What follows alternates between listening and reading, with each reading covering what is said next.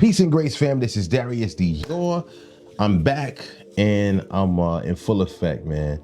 The thing is, if I'm honest with you, I got burnt out. And I took a 30-day break, right? Like 30 days ago, I took a break, not just because I was only because I was burnt out, but because I had to start saying no. I had to start saying no because I got to a space where I had to choose between being a one-man band and making all the money for myself and my business, or and not having a life, or taking a job, swallowing my pride, and creating some balance in my life, right? Because a lot of times we get caught up on what we can do on our own individually, and we miss the entirety of the vision, like the direction that God is taking you. And I think in this season for me, it's about making sure that I stay balanced, not only in my artistic life, my music life, my husband life, my father life, but also just my spiritual life. My spiritual health has been being impacted to the degree that I had to take a step back. And I pray that everything that you got going on in your life, at some point you assess it as, and you ask yourself the question, like, am I balancing my life with to the degree that I'm not overwhelmed in one area and it's impacting the entirety of everything that I have going on. So yeah, that's what's been going on with me. I've been burnt out and finding balance. But now that I've taken that break, I can step back into this space and continue to create content, amazing content, feature some amazing guests and tap back into the people. But I've been having to say no and tell people no, focus on larger projects. Sometimes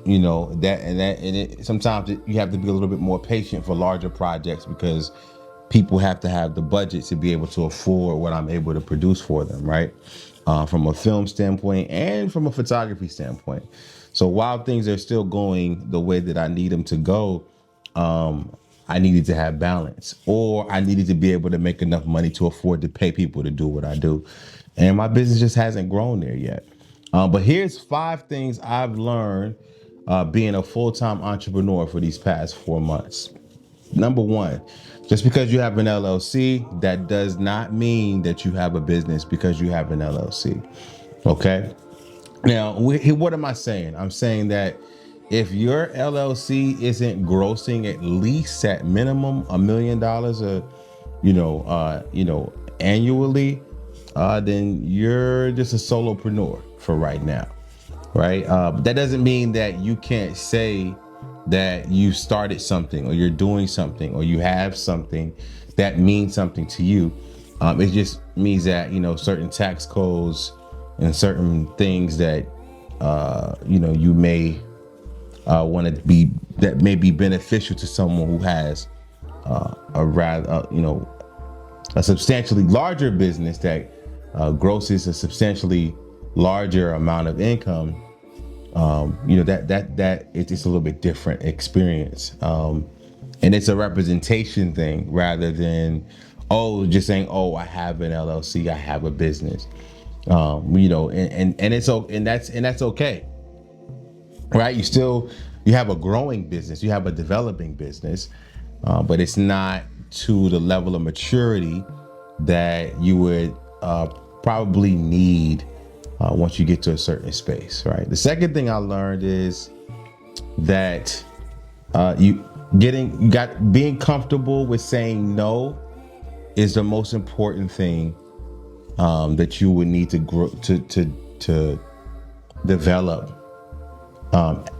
while your business is still growing. Okay, because if you say yes to everything, then you won't have room to say no to some things that would allow you space, time, and grace to grow your business, right? Because, you instead of working on the business, you're working in the business, and you spend so much time working in the business that the business doesn't grow because you don't know how to say no. You're saying yes to everything, and it's just taken away from what you really got going on. The third thing is everybody's not your partner. Everybody's not your client, everybody's not your friend, and everybody's not obligated, right? Nobody's really obligated to pay you their invoice on time, to show up the way they showed up last time, to maintain their commitments to helping your business maintain revenue. No one is obligated to take care of your business but you.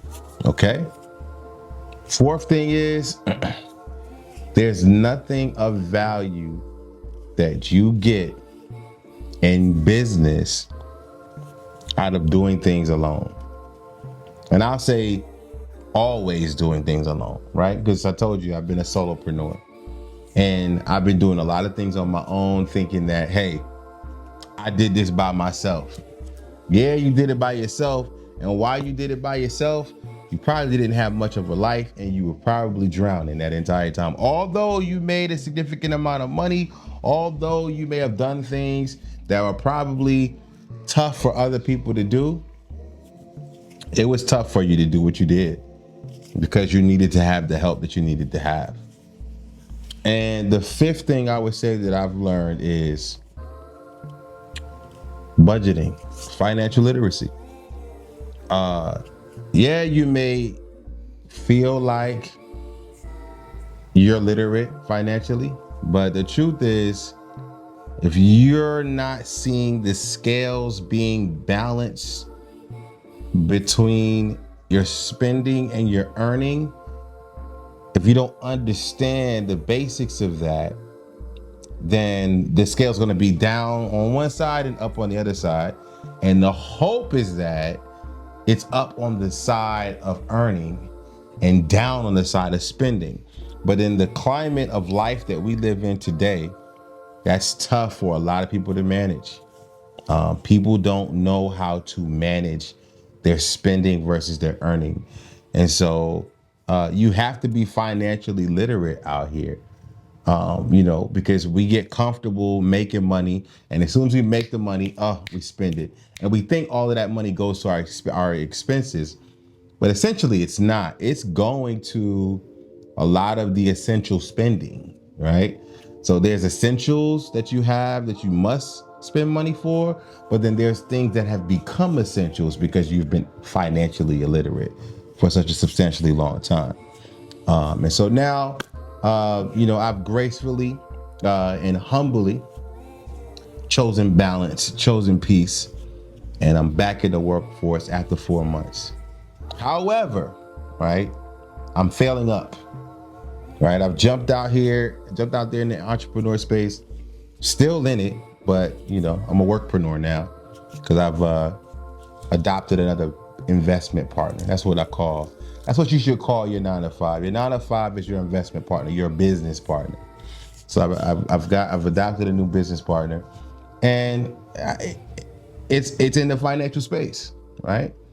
And so I pray that your budgeting goes well. I pray that your week goes well.